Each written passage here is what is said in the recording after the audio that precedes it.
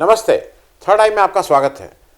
लखीमपुर के अलावा और कोई बात इस समय की नहीं जा सकती, क्योंकि जिस जिस तरह से असंवेदनशीलता के साथ इसको हैंडल किया जा रहा है वो समझ से परे है। संयुक्त किसान मोर्चे ने बिल्कुल साफ स्पष्ट अपनी डिमांड कर दी है।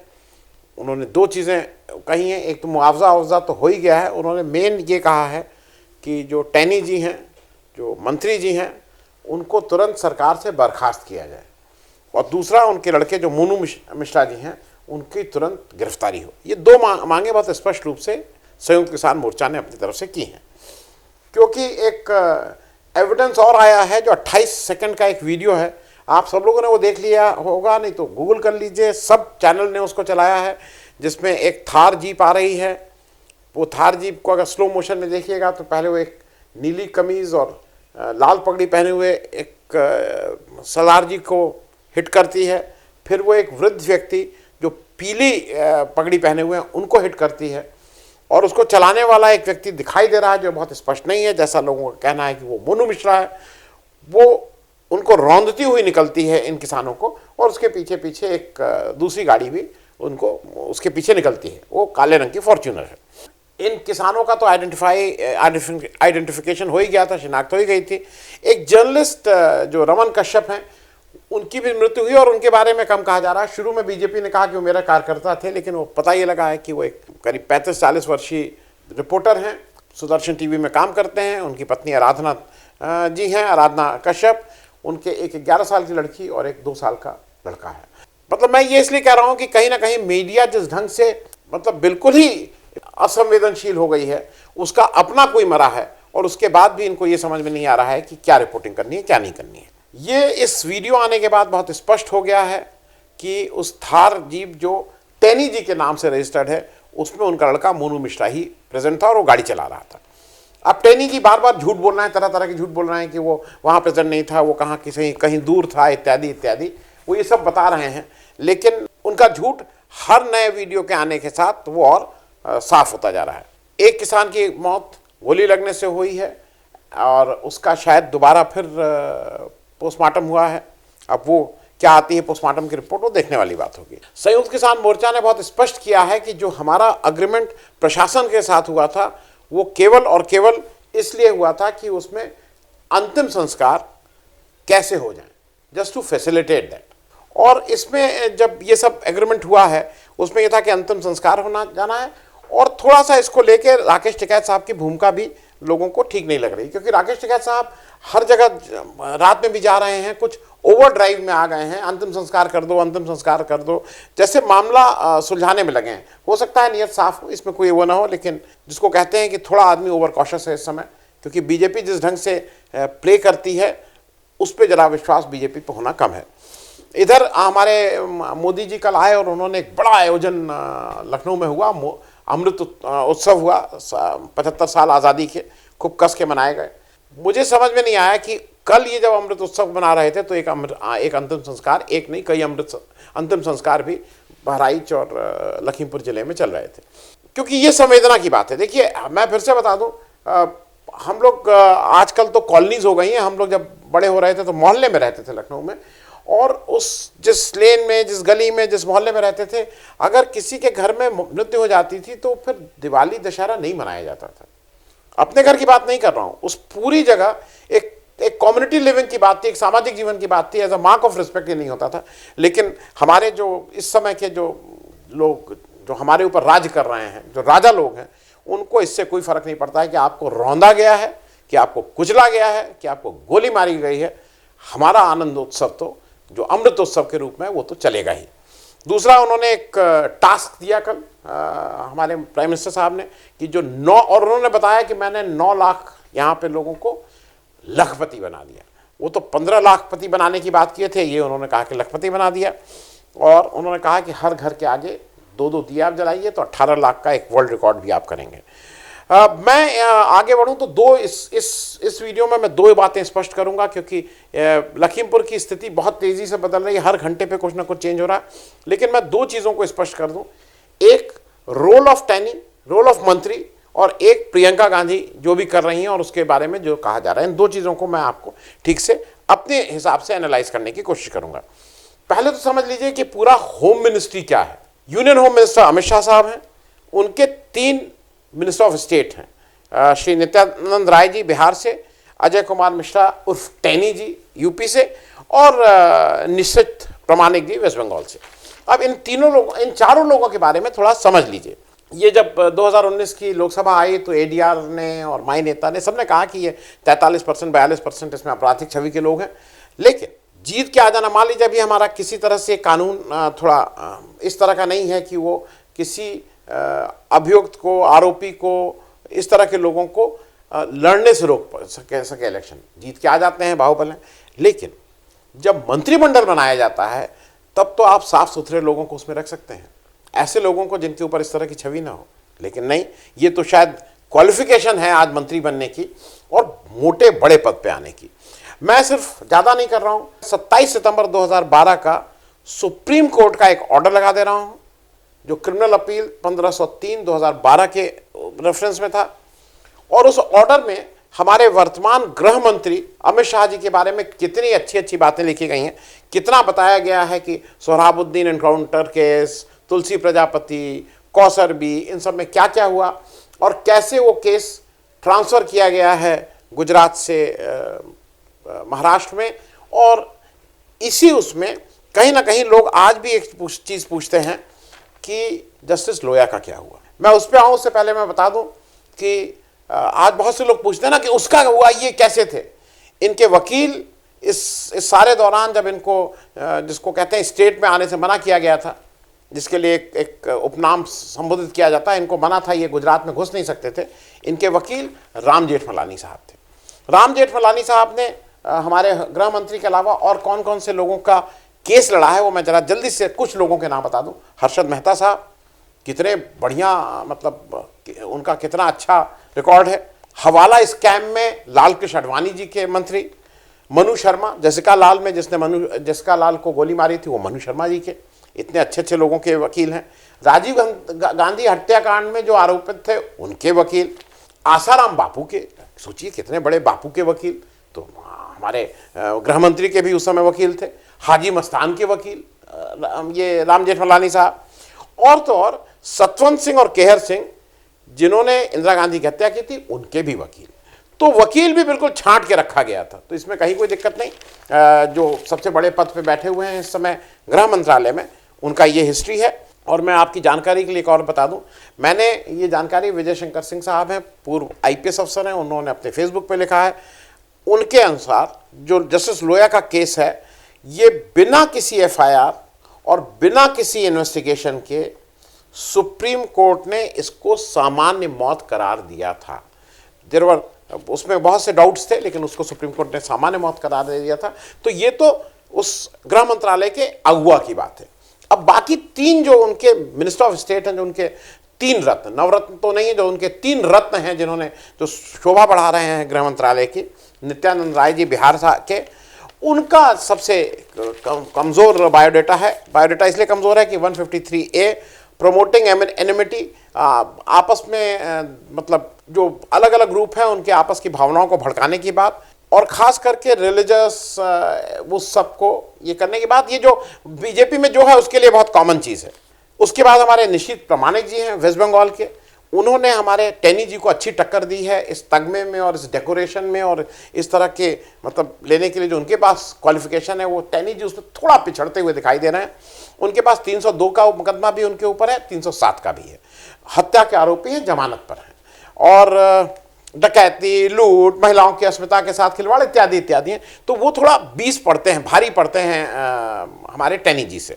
वेस्ट बंगाल से आते हैं और उनकी नागरिकता और उनकी डिग्री भी आरोपों के संदेह के घेरे में है, उस पर भी अलग से जांच चल रही है, उस पर ज़्यादा नहीं कहेंगे। अब जो हमारे टैनी जी हमारे उत्तर प्रदेश के हैं, जिनको मतलब पिछड़ना पड़ा है प्रामाणिक जी से, लेकिन उसका एक कारण यह है कि 2007 के बाद जब ये पहली बार इलेक्शन लड़ लिए तो इनके ऊपर कोई मुकदमा नहीं लगा है। इनके टैनी जी के ऊपर अब तक 4 मुकदमे हुए हैं, 5 अगस्त 1990, 8 जुलाई 2000, 31 अगस्त 2005 और 24 नवंबर 2007। ये लगातार मुकदमे 1900 मतलब ये करते रहते हैं, ये नहीं है कि वंस ना वो है।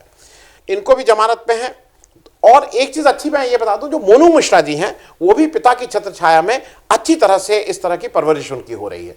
2005 2007 के मुकदमे में वो भी नामजद अभियुक्त हैं अपने पिता के साथ। तो अच्छी परवरिश है। आगे आने वाले दिनों में उम्मीद है कि अपने पिता से आगे कहीं बढ़ेंगे, क्योंकि 29 जून, अच्छा इनका एक और मैं चीज़ बता दूं, जो इनका 5 जुलाई 2000 का मुकदमा था, जो हत्या का मुकदमा था, उसमें 29 जून 2004 में ट्रायल कोर्ट ने इनको बरी किया था। और आपकी जानकारी के लिए और बता दूं कि 30 जून को वो जज साहब जो थे, जो ट्रायल कोर्ट के जज साहब थे, वो रिटायर हो गए थे। उसके बाद हाई कोर्ट में अपील हुई थी। हाई कोर्ट में अपील पे ये जमानत पे हैं।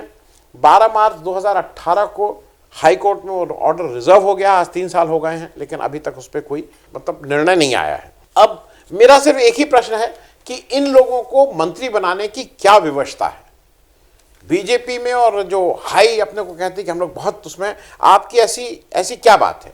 दूसरा, टैनी जी के इस सब के कार्रवाई के साथ जांच कितनी निष्पक्ष रह पाएगी, ये भी एक सोचने वाली चीज़ है। अब मैं जरा बात कर लूँ, क्योंकि एक बात बार बार उठ रही है और उसको हमारे कई मीडिया के जो लोग हैं, इलेक्ट्रॉनिक मीडिया खास करके, वो कह रहा है पॉलिटिकल टूरिज्म और ये तो घूमने घामने के लिए प्रियंका गांधी आई हैं इत्यादि इत्यादि। और कुछ लोगों का ये भी कहना है, जो व्हाट्सएप पे घूम रहा है, कि प्रियंका गांधी को इसलिए रोका गया कि अगर ये जाती तो हालात और खराब होते। आप एक चीज समझ लीजिए, विपक्ष का काम यही है, और विपक्ष नाकारा माना जाता है अगर वो जाके दबाव ना बनाए। आपको याद है, मैं बहुत चीजें नहीं याद दिलाऊंगा, हाथरस में क्या हुआ था। हाथरस में सरकार की तरफ से प्रेस कॉन्फ्रेंस करके कहा गया था कि वहां पे कोई रेप नहीं हुआ, याद है ना? और बाद में जब विपक्ष गए, ये सब लोग गए, प्रियंका गांधी आंधी और इन लोग गए, और कैसे कैसे प्रेशर बना, तो फिर दूध का दूध पानी का पानी हुआ था। तो इसलिए किसी भी लोकतंत्र में, जो जागृत लोकतंत्र है, ये ऑपोजिशन का काम है कि जहां पे इस तरह का चीज हुई हो वहां जाए और उस चीज के लिए सरकार के ऊपर दबाव बनाए, प्रशासन के ऊपर दबाव बनाए कि उसमें एक्शन लिया जाए। अजीब सी बात है, मतलब 8-8 10-10 लोगों की मृत्यु हुई है, एक गिरफ्तारी नहीं हुई है आज तक। आप सोच सकते हैं, और मृत्यु हुई है, एविडेंस है, गाड़ी दिख रही है कि रौंदते हुए जा रही है, कोई गिरफ्तारी नहीं, और बात कर रहे हैं कि वहां जाने से माहौल खराब होगा। एक दूसरी चीज और समझ लीजिए, क्योंकि ये जो आज की तारीख में जो पॉलिटिक्स है, उसको लगता है कि ट्विटर, फेसबुक, व्हाट्सएप पे ही करके ये पॉलिटिक्स है। ये पॉलिटिक्स नहीं है। पॉलिटिक्स में आपको ग्राउंड पे जाना पड़ता है, आपको जो भी व्यक्ति है जिसके साथ अत्याचार हो उसके साथ खड़ा होना पड़ता है। ये ट्विटर से आपने बोल दिया, ये पॉलिटिक्स नहीं है। मैं ओल्ड स्कूल का हूं, जहां पे मुझे ऐसा लगता है कि अगर किसी के साथ कोई अत्याचार हो रहा है, कहीं हो रहा है, मैं उस घर से भी आ रहा हूं।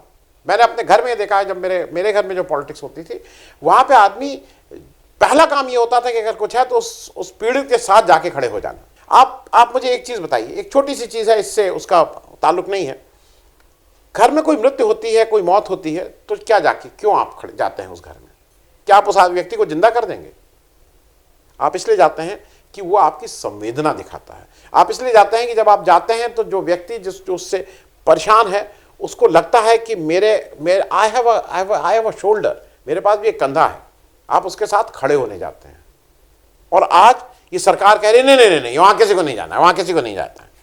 और एक चीज मैं जल्दी से बता दूं, एक अच्छा शो शेखर गुप्ता जी ने किया है क्लटिंग द क्लटर में।